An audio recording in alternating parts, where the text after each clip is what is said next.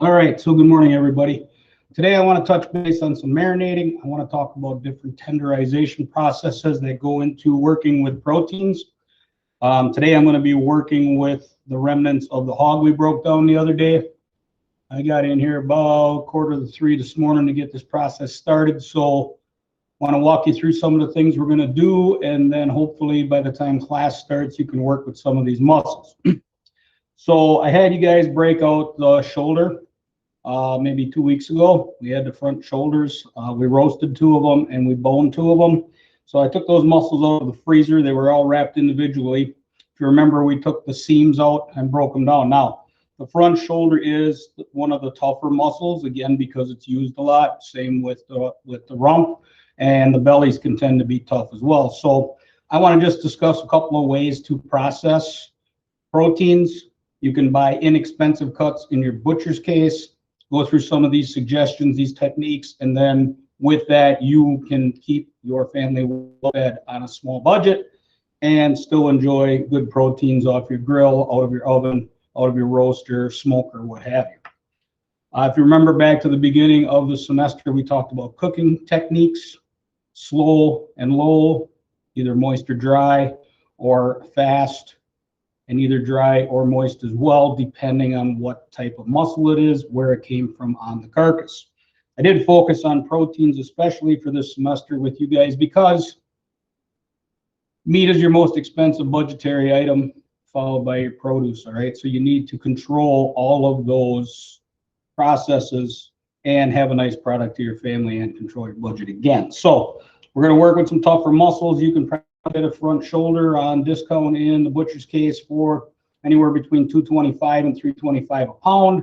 You know now how to break those muscles down and seam them out. Now it's just a few extra processes involved with the marinating and the tenderization process to get them to a better place. There's roughly 4 kinds of tenderization processes that I want to address here in class today. First of all is your biological. I sent out earlier in the semester, and I will post that again today, videos on aging. Aging normally lends itself to well marbled meats, marbled again being the intermuscular fat, beef, game, venison, lamb, mutton probably, any type of a mature animal. Older hogs tend to lend themselves better for aging than young animals. Okay, so we talked about young feeder pigs, somewhere around 200 pounds at slaughter. Young animal, 5 months old, not a lot of need to go through the aging process.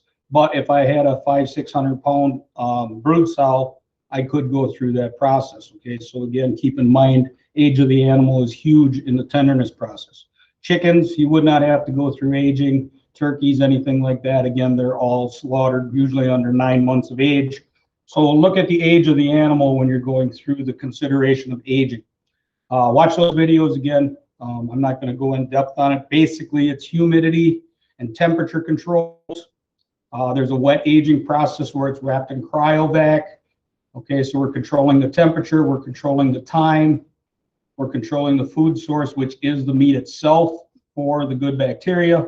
We're also looking at removing the oxygen whenever it's cryovac, any type of oxygen-related wrapping to keep the oxygen off the product. And then you'll have a controlled area, and fat time is not an issue.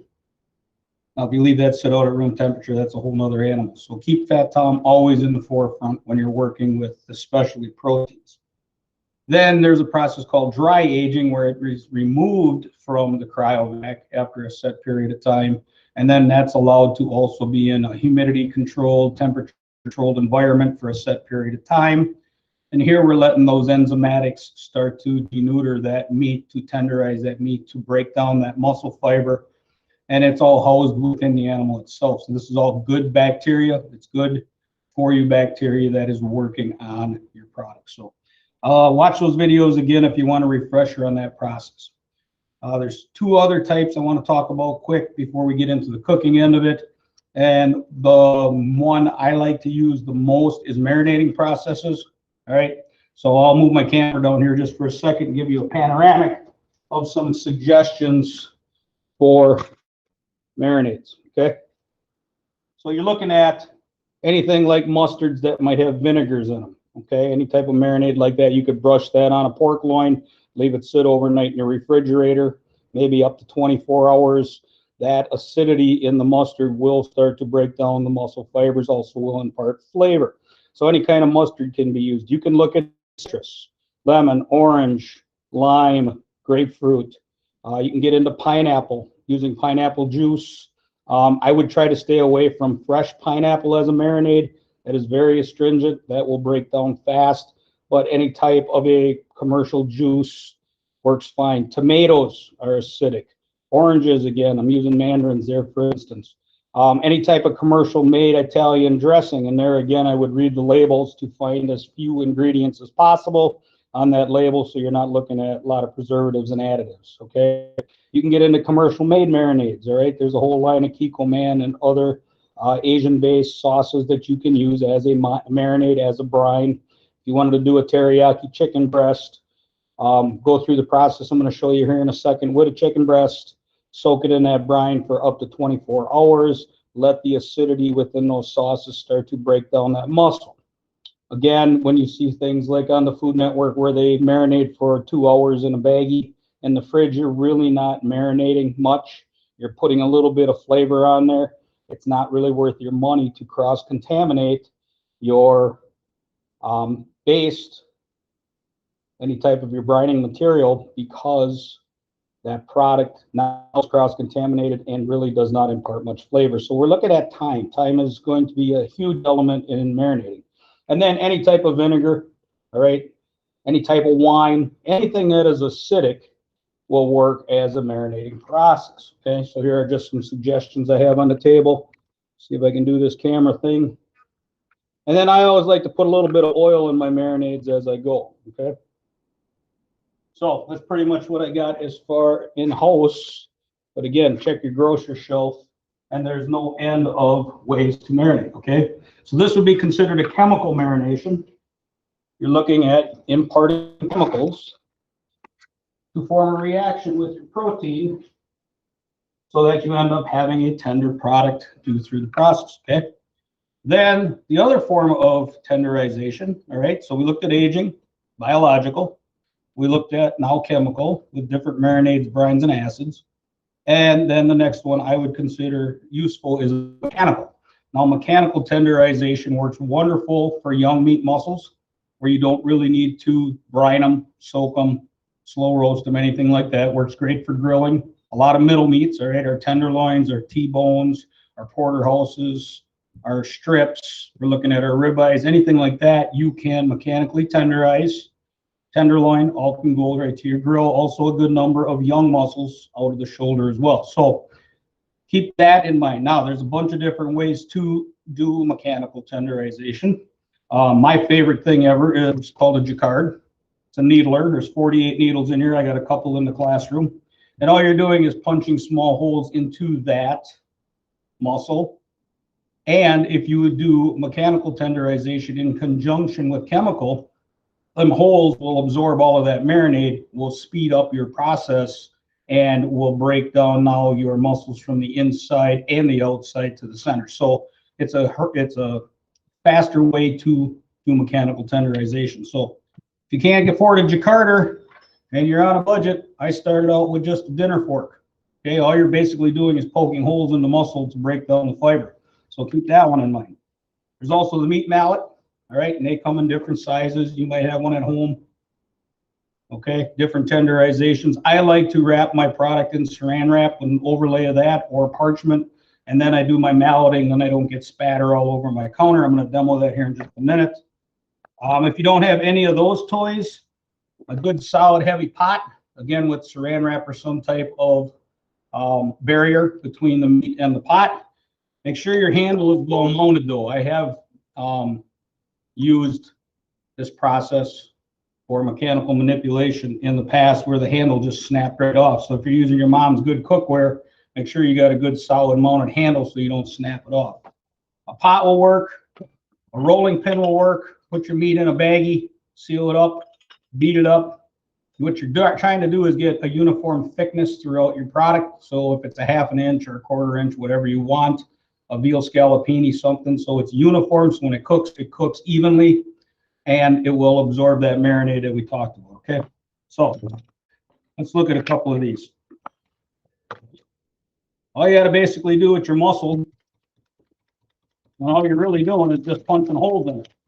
And again, if you don't have a needler, you can buy all different kinds of needlers. This is the one my family got me for Christmas. It actually will allow you to put your marinade inside the feeder tube, okay, like a syringe. And as you're needling, it will inject the marinade into your product. So if you were doing any kind of smoking, you wanted to put a brine in a chicken breast, you wanted to do a turkey breast, something of that respect, you can actually puncture through the mussel and brine it at the same time. So I haven't broken that sort out yet. I'm looking forward to doing that around Thanksgiving. And the more you needle this, the tenderer it will become. Okay, so that's totally up to you. You want to turn this into a piece of hamburger with this toy, you can. Right? It's just a matter of punching holes in your mussels so that when you put that brine in, that will absorb a little better. Okay. Again, if you did not have this application, I'll do that with the next couple. We can do the mallet method. When I'm working with front shoulder, I'm not shy about how many needles I punch in it. Usually a good rule of thumb for me is if I can stick my thumb into it without resistance, I don't want to say like a hamburger patty, but you get it to the point where it's tender like that, then you're in a good spot with your meat, okay? So that's the needler. Set that over here in the pan. If I were going to do something with a mallet, I get myself a piece of saran wrap. All right, I hope you guys can see all this on the video. We'll put our mussel in there. All you got to do, again, we're just controlling the spatter. Then you just pound that out.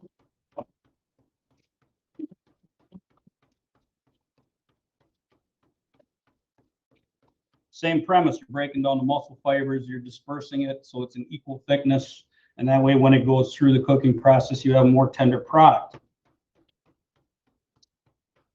Now with this application, however, you're not going to have the luxury of absorbing a marinade quite as well as you do with the needling process. So what you might want to do is use a mallet, or again, you can use a rolling pin.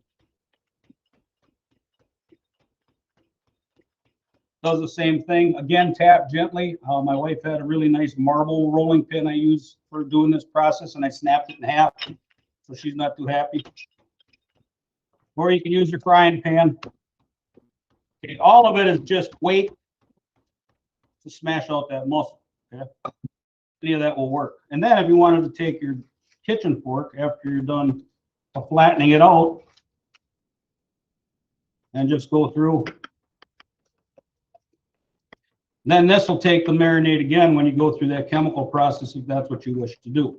So if you're doing anything with a scallopini, you're cooking something quick in a saute, a little flour on it, breading on it, whatever. We went through that standard breading procedure with the chicken cutlets a few weeks back. All of that would lend itself to tenderization, the same process. Yeah. And the saran wrap makes for easy cleanup too. Now your board's not all contaminated. So there you go. Mechanical tenderization. I'm going to process up the rest of these and get them in the brine. You always want to be looking for the way the mussel flows. All right. Every mussel is striated, has strands. So if you're in wood shop and you're cross-cutting a 2x4 versus ripping, keep that in mind. So the fibers lay this way on this particular mussel. So I'm going to take it from the side. Go through that same process. And again, I'm looking for uniform thickness if I'm going to the grill. So I'll keep needling this out until it's the same thickness as what I've done already. Again, using your thumb to maximize tenderness. Now you see it's going through, so we're in a good spot with that. A couple others here. Now this came off the shoulder blade. So this is going to be kind of a tougher mussel. Don't worry about that fat. That fat will melt off as you put it on your grill or in your fry pan, whatever you're doing with it.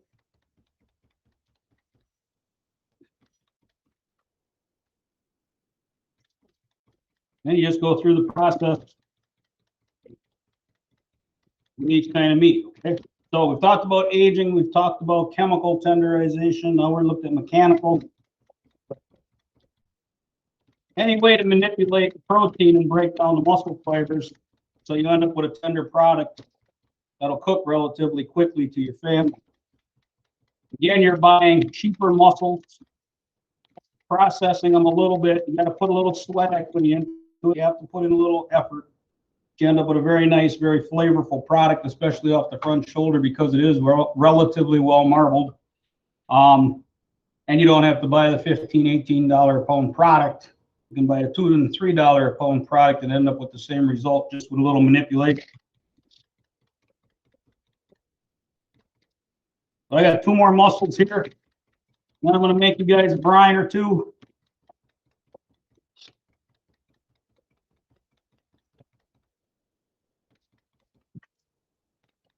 Actually, I misspoke. Not a brine. We did a brine already when we did the chicken with the saline brine, salt and water. All right, you can put some sugar in there if you like. I'm actually make a marinade this time. And if you want sweetness in there, that's great. So, little commercial, Italian dressing. Now, you cook totally to your flavor. Now I'm working with pork, all right? So I kind of like that a little bit on the sweeter side. You want to put some soy in there, you want to do teriyaki, you want to do fruit juice, whatever you want to do, that's totally up to you. I'm going to actually use some mustard.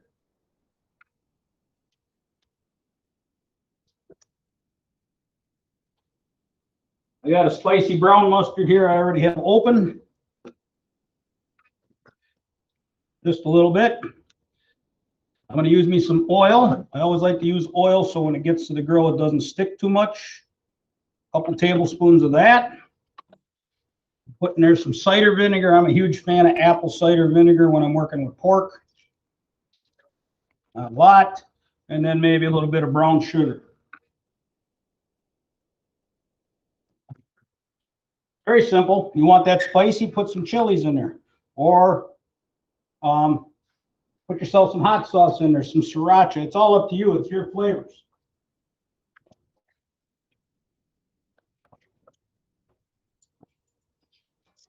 And then mix that all together. You want some salt and pepper.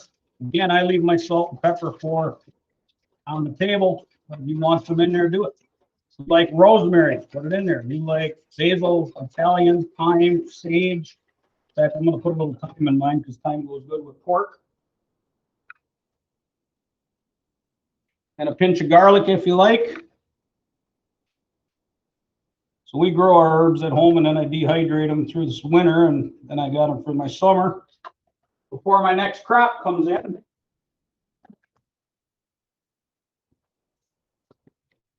You want to pickle this, you can go through that process. Just use a pickle brine. That also works very well for brining and marinating. You got some leftover dill pickles, juice. You ate up all the pickles. You can use that marinade also for brining your protein. It's all a matter of your personal preference. A lot of people will cook hog, pork in sauerkraut, pork hock, stuff like that. Same thing. You got sauerkraut juice that isn't astringent, is an acid. It will break down the muscle fibers as it cooks. So now you just have to lay your steaks, your chops, whatever. Coat both sides of your product. And then for this, I would not leave it in my fridge more than 48 hours max.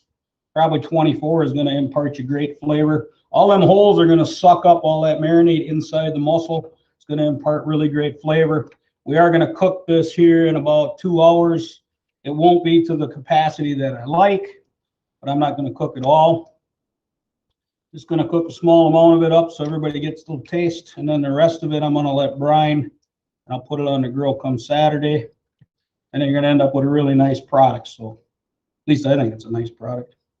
So always remember, a marinade has some type of an acid, some type of a flavor profile in there, your personal preference. You can change it every time you do it different. Just again, make sure you write the recipe down so when you want to tweak it, you have a base recipe to start with. You just keep pulling it out of your hind parts every time, you're going to end up not having any consistency whatsoever. All right. So it's in the brine. Sorry, keep speaking wrong. Marinade. We're gonna let this go. This marinade again was Italian dressing, cider vinegar, pinch of brown sugar, a little bit of oil so it doesn't stick. I used thyme and garlic and brown mustard. So simple, simple, simple brine. Again, something like that. If you wanted citrus on your chicken breast, save that juice. You can make a nice sauce out of that. I try to utilize everything in my canned goods so that way I'm maximizing my budget, right? So that's that process. Give me 1 minute to get this out of the way and sanitize my counter, and then I'll go on to the next process.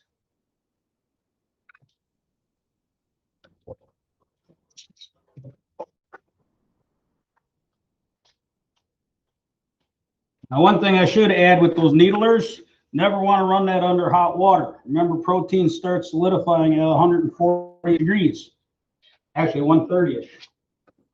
So if you put that in and it's full of meat, that meat's going to cook right into your needles. So you want to run that under cold water until that protein dissipates, and then sterilize and sanitize it. Okay, so that's that animal.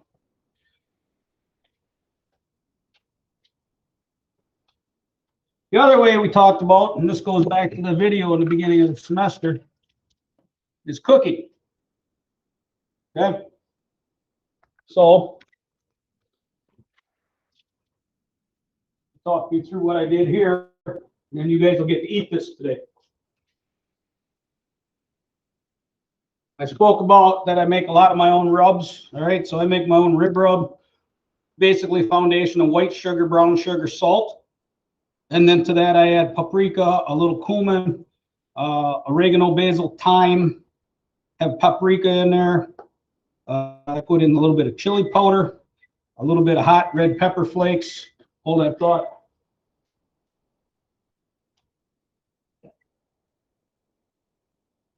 Sorry about the interruption. And then what I did is I took our ribs that we took off the bone, right? We took our pork loin off of here. We got our ribs left. I left them whole. So I took off the sternum, which would be your spare ribs. And then I left the St. Louis and the baby backs attached, the spine. Now I put this on the grill for about 10 minutes just to give it some color. And then I put it in the oven and roasted it for 35 minutes at 300. No, that's the pork. I'm not what I'm talking about. Sorry, back that up. Rubbed down with the rib rub, left it in the fridge overnight, 24 hours. Again, there's salt in there so that pulls out moisture. Put it in the oven and roasted it at 350 for 15 minutes. And I turned my oven down and I let it go for a half an hour at 200.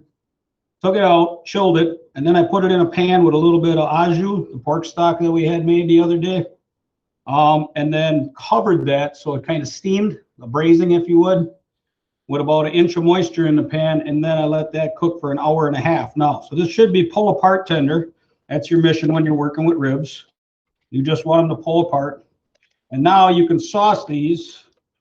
Okay, and this is what you guys are going to get to eat today. Now, your mission with ribs is not to have them just fall off the bone.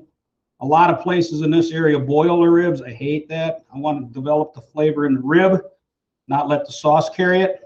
So you want it just that it pulls off the bone tender. It's got that nice bark on it and caramelization from the sugars that are in that rub.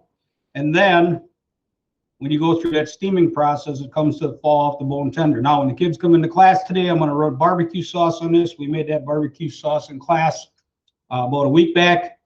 Brush it both sides. I like to go to a restaurant and have sauce on both sides lightly. And then I like to caramelize that either in the oven or under a broiler or on the grill, preferably the grill for the charcoal flavor.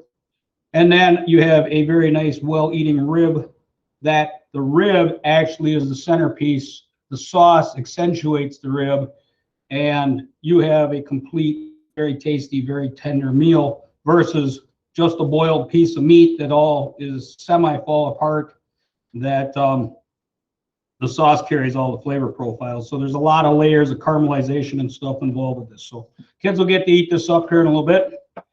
This is the bacon. This came off of the belly, was laying over most of the ribs from below the loin. Now this process here, similar, But this is a complete slow roasting process like I did those front shoulders. So I took that belly, I rubbed it down both sides with the rib rub. I left it in the fridge, and every 24 hours I turned it over, and that salt was pulling out all the moisture, all the impurities from that pork belly. Then I did that for a total of 8 days. Just kept turning it, keep it in the refrigeration, turn it. Took it out, put it in the oven, 350 degrees for 35 minutes. Caramelized the outside of it, got a very nice bark on it. This I did at 3:30 yesterday afternoon. Turned my oven down to 180, and I left it in there for 12 hours. So this product right here, when you guys come to class, you'll see us fall apart, tender, all right? So we took all of that collagen, that triple helix, we converted it all into gelatin, and now this whole thing is just fall apart like our pulled pork was the other day in the video. I'm gonna leave this whole because what we're gonna do is we're gonna slice it in half. We're gonna take off bacon-sized slices. We're gonna cut that against the grain so it's nice and short fiber. And then we can heat this up in a frying pan. We can chill it down if we want. We can eat this thing just straight up whole as a roast. You can do a lot of things with a belly, including smoking it, all right? But this technically is not bacon. This would be considered side pork or pork belly. You might see it on a menu. The key is to melt away as much of the fat as possible so it's not so greasy, and leave yourself with very, very, very tender muscle. So that's the fourth way to tenderize. So you can age meat, preferably with mature animals. You can marinate meat, working with a chemical agent of some sort, an acid. You can mechanically tenderize, like we just did with the needler and the other options I demoed, or you can use the cooking processes correctly to end up with a high quality product. Okay, so this process here would be considered our slow and dry roasting process. Could do it on a smoker as well. You could do these bellies also the same way I did this, which was a slow and moist process, like a braising process with the belly, but you're going to have a hard time dissipating a lot of that fat. So you really want to melt the fat out from the muscle. So it's all a matter of knowing what the muscles are, what they do, where they come from, and how you want to manipulate that into a high grade product for your customers. So it's pretty much all I got for this morning. I'll see you guys in class here in about half an hour. I enjoy doing this whole process, cooking meats properly. Be nice to find a restaurant in the area that really had some rock star type food, but maybe someday you guys, once you got a handle on all of this, will be those chefs in the area as well. Okay, so I'll see you in a little bit. We're going to eat good today, hopefully, and we can press on to a better tomorrow. You guys have the best day ever.